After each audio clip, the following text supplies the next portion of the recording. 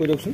মই এই যোৱা দেওবাৰে মানে 2 তাৰিখে ৰাতিপুৱা 7 বজাত মোৰ অৰিজিনেল ঘৰ শিৱসাগৰ শিমলুগুৰিলৈ গৈছিলোঁ মোৰ নাতি ল'ৰাই বিয়া খাবলৈ। আৰু মই ঘূৰি আহিছোঁ সোমবাৰে 6:30 বজাত ঘৰ সোমাইছোঁ। তেতিয়া মানে ঘৰৰ বেডৰুমৰ দুৱাৰ তলা খুলি দেখিছোঁ মই গডৰেজৰ দুৱাৰ খোলা।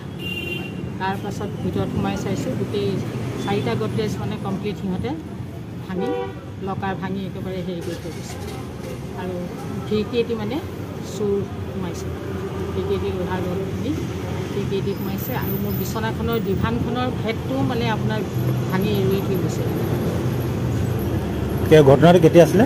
ঘটনাটো এতিয়া দিনত ঘটিছে নে ৰাতি ঘটিছে তাৰিখটো মানে মই 2 তাৰিখেও নাই 3 তাৰিখেও নাই। 3 তাৰিখে গধূলি সোমাইছোঁ, 2 তাৰিখে ৰাতিপুৱা 7 বজাত ওলাই। কি চুৰ হৈছে আপোনাৰ ঘৰত? মোৰ জুৱেলাৰী আৰু পইচা অলপ আছিলে মানে ঘৰ বনাই আছে যিহেতু। কিমান পৰিমাণৰ কি জুৱেলাৰী সোণৰ ছেট আছিলে মানে ছোৱালীজনী ডাঙৰজনী ছোৱালীৰ বিয়াত দিয়া। কিমান পৰিমাণৰ হ'ব পৰিমাণটো এতিয়া সঠিক ক'ব নোৱাৰিম। মানে পইচা কিমান আছিলে? পইচা আছিলে মিষ্টিক দিবৰ কাৰণে, আৰু মই নিজেও ইয়াত যিহেতু ঘৰৰ কাৰণে ৰিপেয়াৰ কৰি আছিলোঁ, মিষ্টিক দিবৰ কাৰণে পইচা আনি থৈছিলোঁ।